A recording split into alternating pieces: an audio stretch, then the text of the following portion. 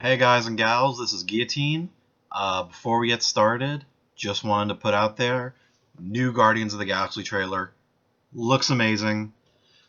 Even better than the last trailer. Actually showed some story stuff, a little bit more of the characters, like Glenn Close to the movie. I had no idea. Um, all of the characters look awesome. We finally got to hear Groot, the giant tree thing. I am Groot. Yeah, it was a really bad impersonation, so don't sue me. Yeah, it looks awesome. uh, Rocket the raccoon just looks great. He looks like a great, fun, awesome character. There's a moment when he's walking and he adjusts himself, and it's just like a little moment. It's like he's a little raccoon. It's adorable, but it's awesome. So just overall, looks amazing. I'm really excited about it. I know nothing about the Guardians of the Galaxy, so I'm excited to learn more about this particular universe in the MCU. So to continue with going through the MCU, I've realized that whenever I watch a new movie or a TV show that I'm already really excited about, I kind of watch it in a biased. I watch it with my fanboy goggles on, and I did this with Agents of S.H.I.E.L.D. Now, I talked about Agents of S.H.I.E.L.D. before, and I really enjoyed it, and that hasn't changed. But right now that I've seen the entire series or the entire first season, I've decided I want to go back and rewatch it to see if maybe I can catch little things that make a little bit more sense in the beginning, since now that I know what they mean in the end, and I can watch it with a more objective eye.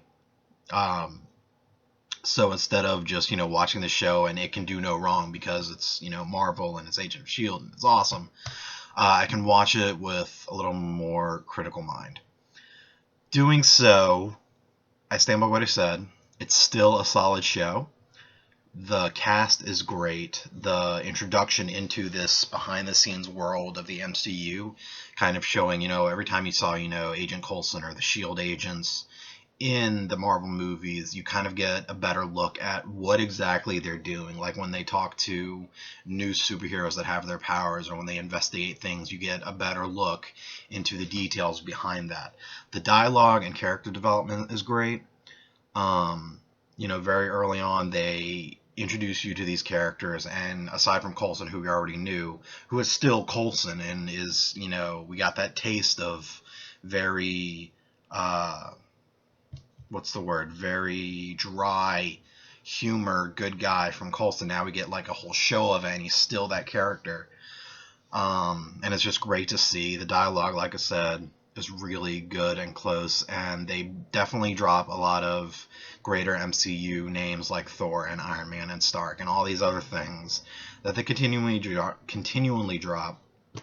But it works for the show because it reminds you that this is the behind the scenes of those movies. A few problems I've heard about it that I've been thinking about a lot that I don't really agree with to see as problems.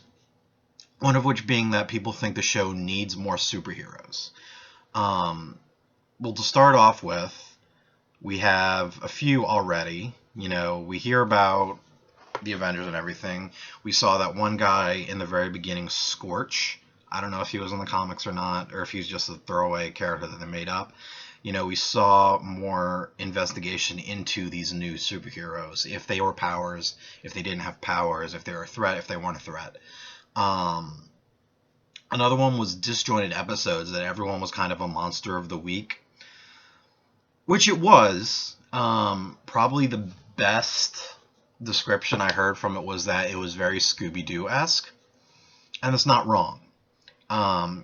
It's a group of different personalities on a bus traveling to different things every week, but they weren't as disjointed as people are saying they are. Yes, it was different instances, but they were usually connected to one way or another through the organization they were investigating as Centipede, or when they investigated the rogue S.H.I.E.L.D. agent who had the eye implant, that connected to each other throughout the beginning of the series. And I'm only up in the rewatch. I'm only up to the first half of the first season, so that's all I'm gonna try to talk about here. But so far they've been connected. They've stayed connected. Dipping into the second half, which I haven't rewatched yet, I'm going to go back into there. A lot of the complaints I've seen and read, like the ones I just said, stem from the fact that the show is greatly influenced by the new Captain America movie. Because in that movie, spoiler alert, S.H.I.E.L.D. is disassembled. Hydra is found out to be the basis of S.H.I.E.L.D. and it's just taken away. So in the beginning of the series, they really wanted to show, and they succeeded in showing, that this is S.H.I.E.L.D. business as usual. Going from mission to mission. Doing what needs to be done. It was very Torchwood-esque. It was when the heroes don't show up, when Iron Man doesn't fly in to save the day, these are the guys that do it. And it also gave us a better appreciation for when Captain America influences the show, that we get to see what S.H.I.E.L.D. was like before all of this stuff happened, so we can really appreciate how it changes. So I'm continuing with a rewatch. Just last night I finished with the first half of season 1, which ended with the big explosion and Coulson and Peterson disappearing and Reyna capturing Coulson. And, you know, we just started hearing about the clairvoyant, who becomes a bigger thing later. But overall, just as a solid show, I would definitely put it up there with other shows like, I don't want to say Firefly, even though it's pretty a lot like Firefly. Angel, Buffy. It's definitely, I know Joss Whedon doesn't have the biggest part in the show. He is an executive producer, but it's more Jed Whedon and someone else doing the show, with Joss kind of, you know, doing this here and there. But it is still, the feel of it is still very much Joss Whedon.